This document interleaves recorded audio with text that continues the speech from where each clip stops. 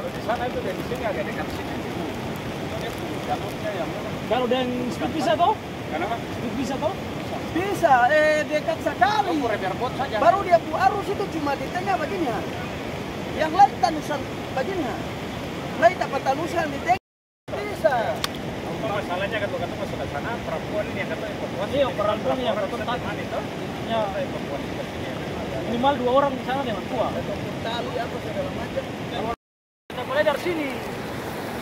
Bakar rumput ntar bisa jalan ke laut. Tapi aku kan sebelumnya yo. Kadang dia putus loh.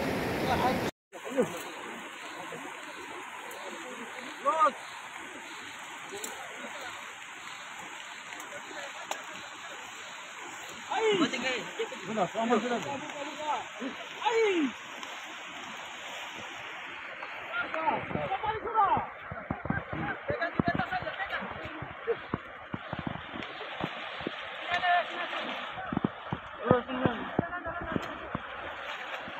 Entah jalan enggak?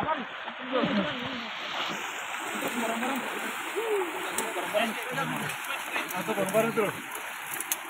Ya, coba.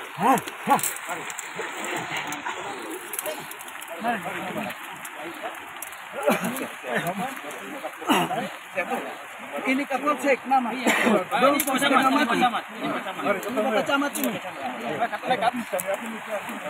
Mari yuk, ke sana dulu ya. Mari, Mama. Mama siapa toh? Jembatan ini yang terputus di Sonolo ini dengan yang bagian di Tehoru ini, karena ada 2 tepinya ini. Babinsa yang di sana ditugaskan untuk mencegah warga untuk tidak melakukan aktivitas di sekitar bantaran sungai.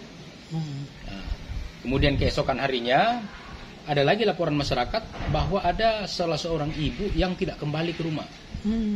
Setelah kita identifikasi, lalu kemudian Babinsa, ada 2 Babinsa ini di Sonolo dengan di Tehoru.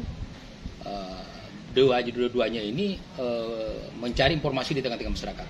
Setelah valid informasinya bahwa memang ada ibu yang berangkat ke kebunnya itu terjebak di semacam delta itu. Jadi kiri kanan ini sungai ini. Dia ada di dalam. Ibu ini sudah 1 malam di dalam dia.